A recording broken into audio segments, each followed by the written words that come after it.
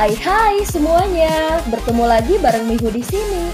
Oh iya, kali ini Mihu akan membawakan alur cerita Donghua yang berjudul Wudong Qiankun. Mihu mengingatkan sekali lagi ya bahwa konten ini full spoiler.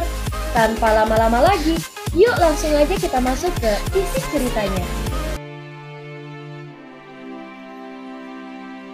Melanjutkan dari kisah sebelumnya.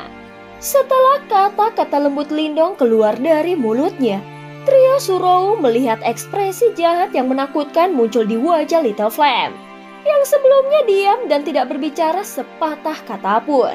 Pada saat itu, seolah-olah orang yang tampak jujur ini yang memiliki tubuh raksasa, langsung menjadi asura yang haus darah yang mencakar dari neraka. Setelah melihat postur jahat Little Flame, Sukui menelan kata-kata di mulutnya yang ingin dia katakan sebelumnya. Dari saat mereka bertemu, dia bisa merasakan kemisteriusan trio Lindong. Selanjutnya, Lindong jelas bukan individu yang impulsif. Jika dia tahu latar belakang orang-orang ini dan dia masih berani mengambil tindakan, dia pasti memiliki sesuatu yang bisa dia andalkan. Bodoh, ketika Yanmo dan rekan-rekannya melihat adegan ini, mereka tidak bisa menahan diri untuk tidak mengejek. Baru-baru ini, ada banyak delusi sepertimu di 10.000 kota gajah. Namun kau adalah kelompok orang pertama yang benar-benar berani memprovokasi kekaisaran awan angin. Bunuh mereka, jangan tinggalkan yang selamat. Dengan tatapan sinis di matanya, Yanmo melambaikan tangannya ke bawah dan berteriak dengan dingin. Saat kata-kata Yanmo keluar dari mulutnya, 4 sosok di sampingnya melonjak ke depan pada waktu yang hampir bersamaan. Di antara 4 tokoh tersebut, ada 2 yang telah mencapai tahap 3 Yuan Nirvana.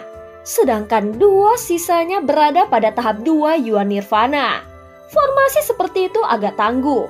Saat keempat sosok itu menyerang pada saat yang sama, gelombang kekuatan Yuan yang kuat meletus keluar dengan cepat. Rupanya keempat sosok ini tidak punya niat untuk berbelas kasih. Serangan pertama mereka telah menampilkan seni bela diri yang cukup tangguh. Ditemani oleh niat membunuh, kekuatan Yuan mereka meledak dengan suara mendesing. Saudara Lindong, hati-hati! Berdiri di belakang Lindong, Surou berteriak tanpa sadar sementara ekspresi wajahnya berubah drastis saat dia menyaksikan adegan ini. Lindong melihat serangan masuk yang mendesing dengan ekspresi damai di wajahnya. Kemudian dia melambaikan tangannya dengan punggung menghadap Surou. Dia bahkan tidak menunjukkan tanda-tanda mengambil tindakan. Namun tepat sebelum beberapa meter dari Lindong, udara di depannya tiba-tiba meledak. Bayangan besar yang disertai dengan tekanan berat datang mendesing. Saat tiang logam berwarna hitam menyapu udara, kekuatannya yang menakutkan memunculkan bayangan sisa yang secara paksa meledakkan serangan Yuan Power tanpa gerakan mencolok. Secara alami, Little Flame adalah orang yang tiba-tiba mengambil tindakan. Serangannya tidak terlalu mencolok atau halus. Pada saat ini bayangan tiang terbang melintasi dan meledakkan seni bela diri tangguh yang masuk. Sosok berotot Little Flame mendarat dengan keras di depan Lindong. Saat dia mengangkat kepalanya, orang sudah bisa melihat kirmizi naik di pupil matanya. Keganasan semacam itu seperti harimau yang marah yang baru saja melarikan diri dari kandangnya. Keempat sosok penyerang jelas terkejut dengan kemampuan Little Flame. Namun jelas bahwa mereka memiliki banyak pengalaman dan pengetahuan juga. Jadi setelah melihat pemandangan ini, mereka tidak bingung dan sebaliknya mata mereka hanya berubah serius secara bertahap. Pada saat ini Little Flame menghentakkan kakinya dengan ganas ke tanah. Ditemani oleh aura jahat, fisiknya yang berotot melonjak ke depan dengan kecepatan yang sama sekali tidak sesuai dengan ukuran tubuhnya. Dalam sekejap, bayangan tiang yang berisi kekuatan mengerikan muncul di hadapan salah satu praktisi kekaisaran awan angin. Rupanya serangan mendadak itu mengejutkan orang itu. Cahaya kemasan yang cemerlang segera menyembur keluar dari tubuhnya dan membentuk perisai bercahaya keemasan di sekitar tubuhnya. Namun setelah melihat pembelaan seperti itu, dengusan mengejek keluar dari tenggorokan Little Flame. Kemudian saat pembuluh darah hijau di lengannya menggeliat, Bayangan tiang melonjak ke depan dan membanting dengan kejam ke perisai bercahaya emas itu. Saat suara logam bergema di seluruh area, semua orang tercengang melihat perisai emas yang kokoh dan gemerlap hancur seketika. Setelah terkena pukulan yang begitu berat, tubuh praktisi itu terbang ke belakang sambil meninggalkan jejak 100 meter di tanah. Akhirnya dia terbang ke hutan di mana tidak diketahui apakah dia hidup atau mati. Satu ayunan tongkatnya menewaskan satu orang. Mata Little Flame sangat ganas dan jahat. Sementara 3 orang lainnya masih menatap kosong pada apa yang baru saja terjadi. 3 bayangan tiang yang kuat merobek udara pada waktu yang hampir bersamaan tanpa ragu-ragu. Bayangan yang bergerak dengan licik mendarat dengan kejam di dada ketiga orang itu. Cahaya kemasan terang di tubuh mereka meredup dalam sekejap. 3 dari mereka memuntahkan seteguk darah masing-masing. 2 dari mereka yang dari tahap 3 Yuan Nirvana masih bisa menangani serangan itu. Namun bagi praktisi panggung tahap 2 Yuan Nirvana, setelah dadanya langsung dihantam tiang Little Flame, maka lukanya jelas fatal. Bajingan! Pada saat ini 2 praktisi panggung 3 Yuan Nirvana yang meludahkan darah itu akhirnya sadar kembali. Seketika ekspresi wajah mereka menjadi tampak jahat. Namun sebelum mereka bahkan bisa menyerang karena marah, tubuh besar Little Flame sudah melonjak ke arah mereka dengan bayangan tiang yang represif. Langit yang penuh dengan bayangan tiang dengan panik menyapu ke arah mereka. Saat mereka bertukar pukulan dengan kecepatan seperti kilat di udara, gelombang kekuatan Yuan dan angin kencang menyapu area tersebut. Ketiga sosok itu saling bersilangan di langit dan setiap pukulannya mematikan. Lindong melihat sosok-sosok yang saling bersilangan di langit dengan damai. Ekspresi wajahnya tidak menunjukkan sedikitpun kekhawatiran sama sekali. Bahkan Lindong sendiri tidak yakin tentang kemampuan Little Flame saat ini. Sebelumnya, bahkan Mu Huang dari Kekaisaran Gan Besar dikalahkan oleh Little Flame. Kedua praktisi Kekaisaran Awan Angin ini baru saja melewati kesengsaraan Nirvana ketiga. Oleh karena itu, bagaimana mereka bisa cocok dengan Little Flame? Kakak Lin Yan sangat kuat. Saat Surowu melihat adegan ini, wajahnya yang jernih dan elegan memerah dan matanya dipenuhi dengan pemujaan. Dia pasti senang dengan bagaimana Little Flame mampu mengalahkan begitu banyak praktisi sekaligus. Kemampuanmu juga cukup kuat. Jika kau benar-benar ingin melindungi saudaramu, kau harus mengubah sikapmu. Di medan perang ini, bahkan jika kau memiliki kemampuan, kau akan selalu menjadi anak domba jika kau berpikiran lemah. Ucap Lindong menjelaskan dengan seksama. Kali ini, kau beruntung bertemu dengan kami. Namun bagaimana dengan masa depan? Kau tidak dapat mengharapkan seseorang untuk menyelamatkan hidupmu setiap kali kalian dalam masalah. Ucap Lindong menghela nafas. Meskipun nada Lindong tidak tegas dan bahkan mengandung sedikit kelembutan, ketika Surowu mendengarnya dia tidak berani membalas dan akhirnya menganggukkan kepalanya dengan patuh. Di satu sisi, ketika Sukui melihat pemandangan ini, dia sedikit terkejut. Segera setelah itu dia tersenyum seolah-olah dia merasa agak lega. Seperti yang diharapkan oleh Lindong, pertempuran ini tidak berlangsung lama. Di bawah serangan deras dari Little Flame, 2 praktisi tahap 3 panggung Yuan Nirvana akhirnya menyerah. Namun Little Flame tidak menghentikan serangannya. Segera tiang logam yang mengandung kekuatan mengerikan mendarat dengan keras di tubuh mereka. Kedua sosok itu terbang mundur dan mereka memuntahkan darah segar dengan keras sambil terbang di udara. Akhirnya mereka jatuh dengan keras ke tanah. Energi dari tumbukan mereka ke tanah menciptakan celah seukuran lengan di lantai yang memanjang seperti jaring laba-laba. Setelah Little Flame mengirim 2 sosok itu terbang, dia melambaikan tongkat di tangannya dan mengerahkannya ke Yanmo di dekatnya, yang ekspresi wajahnya tidak tenang. Kemudian dengan suara yang dalam dan rendah yang dipenuhi dengan niat membunuh yang kuat, Little Flame berteriak dengan marah. Setelah mendengar kata-kata dari Little Flame, wajah Yanmo sangat muram. Setelah dia melihat apa yang terjadi, dia takut akan kemampuan bertarung Little Flame yang luar biasa. Namun segera setelah itu dia mengatupkan giginya dan meraung, "Kalian semua dalam masalah besar. Sejak hari kita memasuki medan perang kuno, masalah telah menghampiri kita tanpa henti." Ucap Lindong menjawab dengan acuh tak acuh. "Kau bisa keras kepala sekarang, tetapi kau akan menyesalinya di masa depan." Ucap Yanmo memperingatkan dengan sinis. Pada saat yang sama, dia melompat dan mundur. Dia adalah individu yang cerdas. Mengingat situasi saat ini, dia tahu bahwa dia tidak bisa lagi menjadi ancaman bagi Lindong dan rekan-rekannya. Jika situasi ini berlarut-larut, dia mungkin akan kehilangan nyawanya. Lindong memandang acuh tak acuh pada sosok Yanmo yang mundur dan mengangkat pandangannya ke arah Little Flame. Setelah melihat apa yang terjadi, yang terakhir tertawa aneh dan dengan sentakan tubuhnya, anehnya dia menghilang. "Karena masalahnya akan datang, kami tidak akan menunjukkan belas kasihan." Lindong bergumam pelan saat melihat Little Flame menghilang. Nada suaranya dipenuhi dengan kedinginan yang memaksa Sukui dan Liuya menelan ludah tanpa sadar. Rupanya mereka tidak menyangka orang yang paling damai dari ketiganya memiliki cara paling kejam dalam menangani masalah. "Saudara Lindong, Yanmo tidak lemah dan memiliki banyak kartu truf di lengan bajunya. Membiarkan saudara Lindau mengejar sendirian. Kau tidak bisa membiarkan saudara Lindau mengejar sendirian."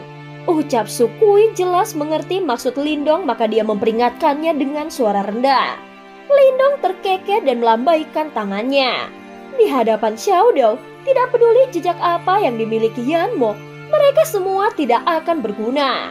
Pada saat ini, Little Flame juga mengambil batang logamnya dan tubuhnya yang kokoh mendarat di sisi Lindong. Bayangan yang dilemparkan oleh tubuh Little Flame menyelimuti Sukui dan yang lainnya, menyebabkan hati mereka terasa seperti dihancurkan oleh sebuah batu besar. Keganasan Little Flame dari sebelumnya terbukti meninggalkan rasa takut yang tersisa di hati mereka. Surau menyelinap mengintip Little Flame. Wajah yang dipenuhi dengan kekejaman yang menakjubkan beberapa saat yang lalu, sekarang dihiasi dengan senyum yang sederhana dan jujur. Dengan senyum seperti itu, siapapun akan merasa sulit untuk menghubungkannya dengan Asura yang mengerikan seperti penampilan sebelumnya. Sukui tertawa getir saat dia diam-diam memberikan penilaian aneh pada trio Lindong di dalam hatinya. Lindong dan yang lainnya tidak menurut. Beberapa menit kemudian, suara angin terdengar di kejauhan. Segera setelah itu sesosok tiba dari langit, berkedip beberapa kali sebelum mendarat. Setelah melihat penampilan malas itu, siapapun akan mengenali Xiaodou yang sebelumnya mengejar Yanmo. "Apakah sudah selesai?" Ucap Lindong tersenyum dan bertanya. Seekor gupi belaka, dia bahkan tidak merepotkan. Namun aku menemukan spirit jet di tubuhnya. Kemungkinan berita kematian mereka akan mencapai pemimpin kekaisaran awan angin dalam waktu yang singkat. Ucap Xiaodou dengan santai berkata. Ketika Sukui mendengar ini, matanya dengan cepat berkedut sesaat sebelum berbalik untuk menatap Xiaodou dengan tidak percaya. Dia jelas mengerti betapa kuatnya Yanmo. Bahkan jika dia berjuang dengan sekuat tenaga, dia paling-paling akan mampu bertahan selama selusin putaran melawan Yanmo. Namun Yanmo ini sebenarnya adalah gupi di mata Xiaodou. Apakah mereka benar-benar dari kerajaan peringkat rendah? Ucap Sukui tertawa getir di dalam hatinya. Fakta bahwa trio Lindong berasal dari kerajaan peringkat rendah benar-benar tidak bisa dipercaya. Dari tingkah laku mereka, Sukui tidak akan meragukannya jika diberitahu bahwa mereka berasal dari kerajaan super. Saudara Lindong, kali ini itu semua berkat kalian bertiga. Sukui akan mengingat hutang ini dan jika ada kesempatan di masa depan, aku berjanji dalam hidupku bahwa aku akan membayarnya. Pada saat ini Sukui berangsur-angsur menjadi jernih kembali. Dengan ekspresi serius, dia dengan sungguh-sungguh mengepalkan tinjunya ke arah Lindong dan berkata, Kakak Lindong, terima kasih. Mata besar Surou menatap trio Lindong saat dia juga berbicara dengan rasa terima kasih. Pada saat ini Lindong tertawa dan melirik Xiaodou. Kali ini mereka bertindak sebagian besar karena Xiaodou. Orang ini bukan orang suci yang dermawan. Jika tidak ada motif, Kemungkinan dia menjadi orang baik sangat kecil. Menanggapi pandangan Lindong, Xiao Dao menyeringai sedikit tetapi tidak berbicara. Namun tatapannya yang berkedip membuat siapapun tahu bahwa dia pasti merencanakan sesuatu. Apa yang kau rencanakan untuk dilakukan selanjutnya? Ucap Lindong menatap trio Sukui dan bertanya. Kami bermaksud menuju area pusat medan perang kuno. Namun karena kejadian di masa lalu, kami hanya bisa melarikan diri. Ucap Sukui tersenyum menyakitkan saat menjelaskannya. Siapapun yang datang ke sini akan bermimpi diperhatikan oleh Sekte Super. Adapun Sukui dan rombongannya jelas memiliki niat yang sama. Tetapi karena halangan Kekaisaran Awan Angin, mereka tidak dapat melintasi 10.000 kota gajah. Kami juga berencana pergi ke area pusat medan perang kuno. Jika kalian mau, kalian bisa ikut dengan kami. Ucap Xiao Dao tersenyum dan menawarkan. Mendengar kata-kata Xiao Dao, Lindong tertegun sejenak. Dia jelas tidak menyangka bahwa Xiao Dao akan mengambil inisiatif untuk mengundang mereka. Namun dia tidak mengatakan apa-apa dalam keberatan. Lagi pula, dia memiliki perasaan yang agak baik terhadap Surowu yang murni dan polos. Pada saat ini trio Sukui juga tercengang. Mereka menatap Xiao Dao sebelum beralih ke Lindong. Kekaisaran Awan Angin telah menargetkan kita. Fakta bahwa kalian telah bertindak untuk menyelamatkan kami hari ini jelas telah membawa masalah bagi kalian. Jika kami terus mengikutimu, aku takut kami akan membebankan kalian. Karena masalah sudah datang, apa yang akan terjadi lagi? Jawab Lindong terkekeh dan berkata, lagi pula, tidakkah kau merasa tidak adil karena diblokir dari 10.000 kota gajah? Tentu saja hanya jika kau mempercayai kami. Kakak Lindong, apa yang kau katakan? Sukui buru-buru menyela. Dia melihat ke sisi ke arah Surowu sebelum mengatupkan giginya. Karena saudara Lindong telah berbicara, maka biarkan kami mengikutimu. Namun aku khawatir kami akan menyebabkan kalian banyak masalah dalam perjalanan kalian. Kakak Lindong, terima kasih. Wajah menarik Surowu penuh dengan kegembiraan. Matanya yang besar menatap trio Lindong. Sementara Xiao Dao melepaskan tawa hampa dan mengalihkan pandangannya dengan cara yang sedikit tidak wajar. Sejujurnya dia mengincar kekuatan besar yang tersembunyi di dalam tubuh Surowu. Meskipun dia tidak punya niat untuk merebutnya, ketika Surowu belajar mengendalikan kekuatan itu, pencapaiannya di masa depan tidak akan kecil. Jika dia membantu mereka pada saat mereka paling membutuhkannya, apa yang akan mereka dapatkan sebagai balasannya adalah hutang budi yang tidak pernah bisa diukur. Pertukaran semacam ini adalah sesuatu yang secara alami sangat senang dilakukan oleh Xiao Dao yang licik. Hahaha, karena kita tidak terlalu akrab dengan 10.000 kota gajah, memiliki seseorang untuk membimbing kami akan sangat ideal. Ucap Lindong tertawa sebelum mengalihkan pandangannya ke kejauhan. Sudah larut, haruskah kita pergi? Tentu. Setelah mendengar ini, Sukui buru-buru menganggukkan kepalanya. Dia melayang ke udara, mengambil inisiatif untuk menunjukkan jalan kepada mereka. Di belakangnya, Lindong, Surowu, dan yang lainnya dengan cepat mengikuti. Saat dalam perjalanan ke 10.000 kota gajah, Lindong melihat ke arah Xiao Dao. Bibirnya sedikit bergerak saat suara lembut bergema di telinga yang terakhir. Xiao Dao, apa yang kau rencanakan untuk dilakukan? Ketika dia mendengar suara Lindong, Xiao Dao hanya terkekeh. Aku melakukan ini demi dirimu. Perang 100 kekaisaran bukanlah pertarungan biasa. Jika kau ingin mendapatkan kemenangan, kau tidak hanya membutuhkan kekuatan yang luar biasa, tetapi juga beberapa teman yang layak. Nona Surowu memiliki potensi tersembunyi yang kuat. Jika dirawat sedikit, dia akan menjadi aset besar dalam perang 100 kekaisaran. Ucap Xiao Dao. Mendengar kata-kata Xiao Dao, Lindong sedikit terkejut. Hahaha, biasanya kekuatan segel roh semacam ini dari zaman kuno sangat menuntut pewaris. Namun rindu kecil ini mampu memenuhi persyaratannya. Ini bukan prestasi yang mudah. Aku percaya bahwa bahkan jika kau menemukannya, peluangmu untuk memenuhi persyaratan tidak akan melebihi 50%. Di bawah tatapan skeptis dari Lindong, Xiao Dao berhenti sejenak sebelum melanjutkan. Sangat kuat, Lindong juga sedikit terkejut. Dia memiliki sedikit kepercayaan pada dirinya sendiri. Karenanya dia tidak pernah menyangka bahwa Xiao Dao akan mengatakan bahwa peluangnya tidak akan melebihi 50%. Di antara orang-orang yang telah kau hubungi selama ini, hanya ada 2 individu yang memiliki bakat lebih besar daripada nona kecil ini. Oh, ucap Lindong penasaran mengalihkan pandangannya. Surau sudah sangat dievaluasi oleh Xiao Dao untuk berpikir bahwa ada orang lain yang bahkan lebih baik darinya. Salah satu dari keduanya terkait erat denganmu. Yang satu malam denganmu penuh gairah, Ling Qingzu. Sementara yang lainnya adalah saudara perempuanmu, Ling Qingzu dan Qingtan. Lindong membuka mulutnya sebelum memaksakan sebuah senyuman. Latar belakang Ling Qingzu tidak biasa. Aku tidak punya apa-apa untuk dikatakan jika bakatnya melebihi milikku. Namun kultivasi gadis Qingtan itu agak normal, ucap Lindong.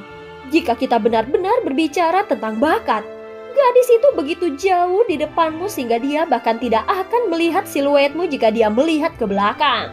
Beberapa hal tidak akan terungkap dari awal, ucap Xiao Dao meringkuk bibirnya. Melirik penampilan tertekan Lindong ditampilkan saat dia menggosok hidungnya. Sambil menyeringai, Xiao Dao berbicara. Meskipun bakat itu penting, hanya mengandalkan itu tidak cukup untuk menjadi seseorang praktisi top di dunia ini. Karakter dan kegigihan seseorang juga penting, dan kau lebih baik dari Qingtan dalam aspek ini. Lindong tersenyum. Sebagai kesuraman di wajahnya mundur sedikit demi sedikit. Namun mata ini masih sedikit dalam saat dia dengan lembut berkata, harga untuk mencapai tahap seperti itu terlalu tinggi. Bakat Qingtan mungkin lebih tinggi dariku, tetapi aku tidak ingin dia melakukan perjalanan terlalu jauh di jalan ini. Sebagai kakak laki-lakinya, sudah cukup bahwa kesulitan itu bisa ditanggung sendiri. Jika ada yang menggertaknya, aku saja sudah cukup, ucap Lindong. Hahaha, bukankah itu terlalu berlebihan? Jika kau tidak mengizinkannya untuk mencoba, bagaimana kau akan tahu apakah dia akan menyukainya atau tidak? Ucap Xiao Dao berkata sebagai tanggapan. Lindong merentangkan tangannya, menolak untuk berdebat dengan Xiao Dao. Dia telah meninggalkan Qingtan di kekaisaran yang besar karena dia percaya bahwa gadis itu akan dapat menjalani hidupnya dengan damai di tempat seperti itu. Adapun angin dan gelombang dunia luar, dialah yang akan menghadapinya. Namun saat Lindong mengingat pemikiran ini, dia tidak tahu bahwa kadang-kadang hal-hal tidak akan berjalan seperti yang dia bayangkan. Mungkin dalam waktu yang tidak terlalu lama, dia akan melihat pemandangan lain yang di luar dugaannya. Ling Qingzu, setelah menekan pikiran Qingtan di dalam hatinya, sosok anggun seperti peri yang telah turun dari surga, bertelanjang kaki saat dia menginjak teratai hijau. Itu muncul di benak Lindong.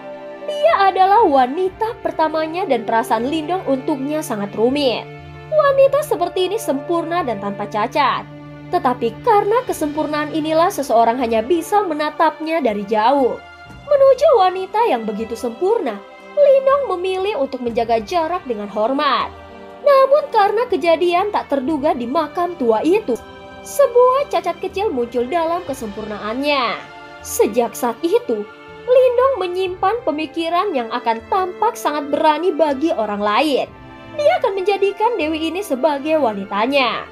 Lindong telah berjalan keluar dari kekaisaran yang besar. Tanpa menoleh sedikit pun ke belakang, dia telah datang ke medan perang kuno yang kacau dan penuh pertempuran ini. Fakta bahwa dia ingin sekali lagi berdiri di depan wanita itu dan memberitahunya. Kata-kata yang dia katakan di puncak gunung di luar kota Yan bukanlah kata-kata sembrono seorang anak muda. Tidak memainkan peran kecil dalam keputusan ini. Ling Qingzu, perang 100 kekaisaran yang kau bicarakan tidak akan menghentikanku. Lindong mengangkat kepalanya dan melihat ke arah matahari yang cemerlang di langit. Senyuman tak kenal takut perlahan terbentuk dari sudut bibirnya. Seorang wanita yang telah tidur denganku pasti akan menjadi milikku, ucap Lindong dengan suara yang dalam. Kota Seribu Gajah terletak di dekat wilayah tengah medan perang kuno. Sebagai salah satu dari sedikit kota yang harus dilalui seseorang untuk memasuki wilayah tengah, bisnis dan luasnya kota telah mencapai tahap yang tidak terduga. Dengan sekte super yang ditempatkan di sini, tidak peduli seberapa liar para jenius dan monster dari berbagai kerajaan, tidak ada dari mereka yang berani menjadi begitu nakal di tempat ini. Meskipun pasukan yang ditempatkan di sini dipilih dengan santai oleh sekte super dan kekuatan mereka sendiri mungkin tidak terlalu ditakuti, kekuatan ini hanya dangkal. Prestise yang terkandung dalam dua kata sekte super sudah cukup untuk membuat semua orang di sini untuk berperilaku baik. Tentu saja ini tidak berarti bahwa seseorang harus berperilaku baik di dalam kota. Seseorang masih bisa bertarung jika dia menginginkannya di sini, selama dia tidak berlebihan. Stasiun pasukan sekte super di sini bersedia untuk menutup mata. Mereka tidak ingin membuang waktu untuk menanamkan kepatuhan pada orang-orang liar ini. Dengan demikian, Kota Seribu Gajah tidak diragukan lagi lebih diatur dibandingkan dengan daerah tanpa hukum dan kacau di medan perang kuno. Pada saat ini setelah setengah hari perjalanan, kelompok Lindong melintasi gunung yang menjulang tinggi sebelum pemandangan mengejutkan dari kota besar yang membentang sampai akhir pandangan mereka memenuhi mata mereka. Dinding yang menjulang tinggi melesat lurus ke awan dan menyebar kedua arah. Namun bahkan setelah mencapai batas pandangan seseorang, tembok kota masih tidak berhenti. Setelah memasuki medan perang kuno, Lindong telah melihat beberapa kota besar. Namun jika dibandingkan dengan kota yang saat ini di depan matanya, mereka mirip dengan kurcaci yang bertemu dengan raksasa. Di langit di luar kota, suara angin menyatu menjadi satu kesatuan. Sosok yang tak terhitung jumlahnya terbang dari segala arah sebelum mendarat di luar tembok kota. Di antara angka-angka yang tak terhitung jumlahnya, Lindong bisa merasakan beberapa kehadiran yang sangat luar biasa. Segera kejutan menyembur di matanya. Seperti yang diharapkan dari kota super yang jarang terlihat di medan perang kuno. Baik jumlah maupun kualitas para praktisi di sini telah mencapai tingkat yang agak tinggi. Ini benar-benar tempat di mana naga bersembunyi dan orang-orang luar biasa berkumpul. Saudara Lindong dilarang terbang di langit di atas kota Seribu Gajah. Maka kita hanya bisa masuk melalui gerbang kota. Sekte super telah menempatkan orang-orang mereka di sini dan semua orang harus mengikuti aturan mereka. Ucap Sukui menatap kota yang luas di kejauhan saat dia menjelaskan. Ya, ucap Lindong mengangguk. Dia memiliki beberapa pengetahuan tentang kota Seribu Gajah. Tidak peduli seberapa tangguh karakternya, mereka semua harus mematuhi aturan ini. Itu karena ada sangat sedikit individu yang cukup bodoh untuk menantang otoritas sekte super. Lagi pula, alasan utama semua orang datang ke sini adalah untuk melewati putaran seleksi yang tak terhitung jumlahnya. Dan akhirnya menjadi murid sekte super ini yang merupakan raksasa dunia. Oh, itu benar. Saudara Lindong, kalian bertiga harus memiliki kualifikasi untuk memasuki peringkat nirvana, bukan? Untuk kunjungan pertamamu yang terpenting adalah mendapatkan segel nirvana. Seolah ada sesuatu yang tiba-tiba menyerangnya, Sukui tiba-tiba berkata, segel nirvana? Ucap Lindong tertegun sejenak. Jika kau ingin mengambil bagian dalam perang 100 kekaisaran terakhir, persyaratan pertama adalah memiliki segel nirvana. Hal ini mirip dengan tiket yang tidak dapat dilakukan tanpanya. Ucap Sukui tersenyum saat menjelaskan. Biasanya, selama seseorang mencapai tahap 2 Yuan Nirvana, seseorang akan memiliki kualifikasi untuk menerima segel Nirvana. Namun segel Nirvana juga dikategorikan ke dalam 3 tingkatan yang berbeda. Surga, bumi, dan manusia. Segel Nirvana di tanganku adalah level manusia paling biasa. Ucap Sukui dengan canggung tersenyum sebelum mengulurkan tangannya. Seseorang bisa melihat sesuatu yang berkelap-kelip di tengah telapak tangannya. Samar-samar sebuah pagoda abu-abu seperti simbol mulai muncul. Apa yang diwakili oleh level-level segel nirvana yang berbeda? Ucap Lindong bertanya. Mereka adalah semacam perwujudan dari kekuatan seseorang. Biasanya, kebanyakan orang hanya akan memiliki segel nirvana tingkat manusia. Sementara beberapa individu ekstra berbakat akan memiliki kualifikasi untuk memiliki segel nirvana tingkat bumi. Adapun segel nirvana tingkat surga, ini adalah keberadaan yang paling tidak berani dilanggar oleh siapapun. Menurut apa yang aku ketahui, hampir semua praktisi yang memiliki segel nirvana juga memiliki kualifikasi untuk mengikuti peringkat emas nirvana. Peringkat emas nirvana. Mendengar nama yang sangat serius ini, sekali lagi Lindong perlahan mengangguk. Selama seseorang memiliki kualifikasi untuk memasuki peringkat emas nirvana, seseorang akan dapat memasuki mata sekte super. Tidak heran persaingan begitu sengit. Bagaimana tingkat segel nirvana diputuskan? Menurut kekuatan seseorang di permukaan. Mengubah topik, Lindong penasaran bertanya. Ada monumen nirvana di kota Seribu Gajah. Setelah diuji, nama setiap praktisi yang memiliki kualifikasi untuk memasuki tingkat nirvana akan secara otomatis muncul di permukaan.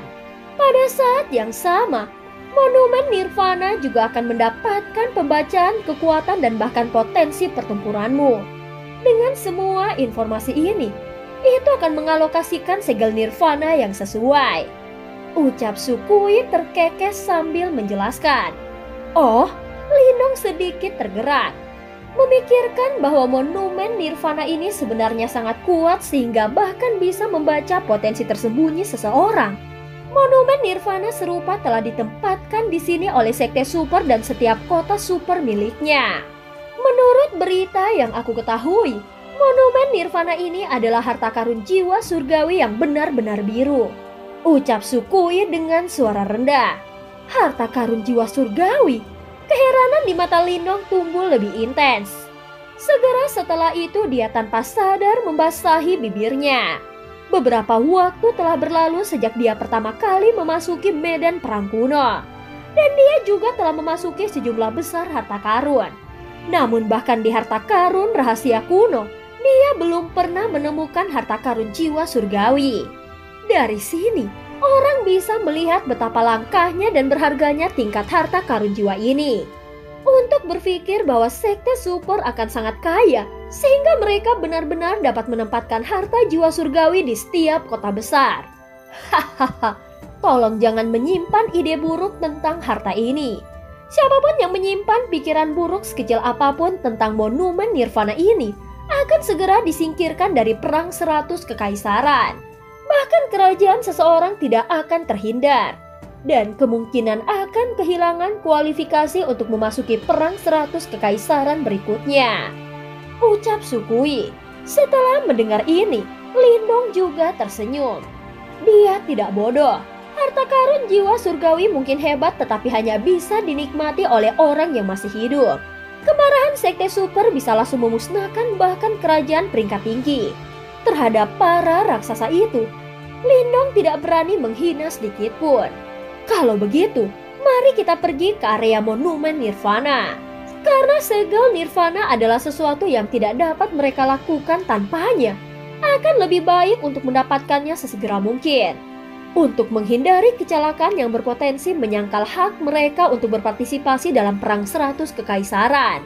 Lagi pula, jika peristiwa seperti itu terjadi, Lindong benar-benar akan berada di tempat yang agak sulit. Pada saat ini Sukui tersenyum dan mengangguk. Dia segera memimpin Lindong dan yang lainnya saat mereka mendarat di luar kota. Sebagai kota super, ada puluhan pintu masuk ke kota Seribu Gajah. Namun setiap pintu masuk kota dibanjiri orang-orang. Namun hal yang paling aneh adalah orang-orang ini berada dalam barisan yang agak teratur. Kekacauan yang biasanya terlihat di daerah lain tampaknya telah benar-benar hilang di sini. Pemandangan ini menyebabkan Lindong diam-diam memuji prestise sekte super. Mereka yang datang ke sini bukanlah individu biasa, dan masing-masing liar seperti kuda yang mulia. Namun masing-masing dari mereka mengikuti aturan di sini. Pada saat ini Lindong dan rombongannya segera bergabung dalam antrian. Dalam waktu kurang lebih setengah jam, mereka akhirnya berhasil memasuki kota besar itu.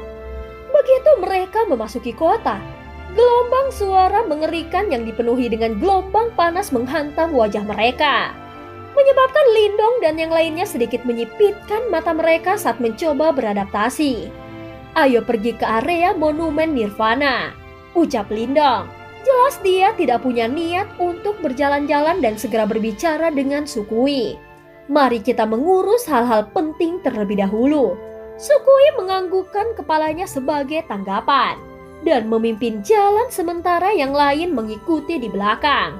Ketika mereka mencapai distrik pusat, Lindong mengangkat pandangannya dan melihat ke arah pusat kota. Sebuah alun-alun yang sangat besar menjulang di sana. Tinggi alun-alun itu kira-kira 100 kaki dan tangga batu lebar yang menuju ke alun-alun dipenuhi orang. Tatapan Lindong menyapu sebelum berkonsentrasi di tengah alun-alun besar. Sebuah monumen emas raksasa diam-diam berdiri di sana seperti gunung. Cahaya kemasan berkelap-kelip di permukaannya. Cahaya berkumpul untuk membentuk lingkaran cahaya kemasan yang menyelimuti sekitar monumen raksasa itu. Cahaya kemasan yang gemerlap ini menyebabkan monumen itu menjadi objek yang paling mempesona dan menarik perhatian di seluruh kota super. Apakah itu monumen Nirvana? Lindong menatap objek Titanic dan tanpa sadar menjilat bibirnya sambil bergumam. Hari ini dia akhirnya mengalami kekuatan harta karun jiwa surgawi. Saat ini ada cukup banyak orang berkerumun di depan monumen emas besar itu. Ini adalah salah satu atraksi paling spektakuler di kota. Pada saat yang sama, mereka juga ingin menggunakan kesempatan untuk menilai praktisi kuat yang lain yang datang dari tempat ini. Pada saat ini rombongan Lindong berjalan di sepanjang arena besar yang menjulang tinggi itu. Sampai akhirnya mereka menemukan tempat yang memiliki pemandangan yang cukup bagus dari monumen emas besar itu. Tidak heran ini disebut kota super. Lihatlah jumlah individu elit di sini. Sepertinya sebagian besar individu kuat di medan perang kuno telah berkumpul di sini. Ucap Xiaoda mengamati sekelilingnya sebelum dia tersenyum saat berkata. Lindong dengan lembut menganggukkan kepalanya. Sambil mengamati sekelilingnya, orang-orang yang berani menempuh perjalanan yang sulit dan mencapai kota ini, sebagian besar telah mencapai tahap nirvana. Pada saat ini tatapan Lindong akhirnya berhenti di tempat terdekat dengan monumen nirvana. Segera dia dengan lembut mengerutkan alisnya. Itu karena dia bisa merasakan beberapa aura kuat di tempat itu.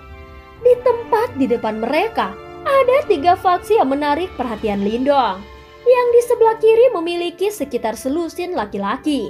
Mereka semua memiliki aura yang cukup kuat. Dan berdiri di tengah, ada seorang pria berpakaian perak. Pria itu cukup tampan, namun senyum ringan dan serakah yang terpampang di wajahnya membuat orang mengerti bahwa pria ini adalah orang yang kejam. Tentu saja menurut pendapat Lindong, dia berhak untuk itu. Berdasarkan aura yang samar-samar merembes keluar dari tubuhnya, pria ini sebenarnya tidak kalah dengan 2 jenderal dari kerajaan Gan Agung yang pernah dia temui sebelumnya. Jelas dia adalah individu yang cukup menakutkan. Berkenaan dengan faksi di tengah, ada sosok mempesona dan memikat berpakaian putih. Itu adalah titik fokus dari seluruh kota. Gadis ini memiliki wajah yang agak cantik, namun seluruh tubuhnya mengeluarkan aura sedingin es yang melarang. Melihat ke kejauhan, dia tampak seperti es milenial yang mencair. Di sebelah kanan, ada sekelompok pria lain. Orang-orang ini mengenakan pakaian yang berbeda. Sambil berdiri di depan mereka, adalah seorang pria berpakaian hitam. Pria itu meletakkan tangannya di belakang punggungnya dan ekspresi wajahnya sangat tenang. Seperti mata air yang sunyi. Orang tidak bisa membedakan bagaimana bawa ekspresinya. Menarik. Mata Lindong menyapu ketiga faksi saat dia lembut bergumam pada dirinya sendiri. Ketiga faksi itu tidak terlihat sederhana sama sekali. Faktanya, dia jelas menyadari bahwa faksi seperti ini bukan satu-satunya di kota. Yang di sebelah kiri seharusnya adalah anggota dari kerajaan kayu perak. Mereka juga merupakan kekaisaran peringkat tinggi dan orang yang memimpin mereka disebut Yinsen. Dikatakan bahwa dia telah mencapai puncak tahap 3 Yuan Nirvana. Sikapnya sangat arogan dan dia memiliki reputasi yang cukup baik di kota. Ucap Sukui berkata dengan lembut sambil memperkenalkannya. Orang yang benar-benar menjengkelkan. Berdiri di samping, Surao dengan lembut menambahkan. Setelah mendengar kata-katanya, Lindong melirik Surao dengan rasa ingin tahu. Segera pipinya memerah saat dia menundukkan kepalanya dengan cara yang lucu. Dan cerita pun berakhir. Terima kasih udah dengerin Miho dari awal sampai akhir ya. Jangan lupa untuk like dan subscribe. Sampai jumpa.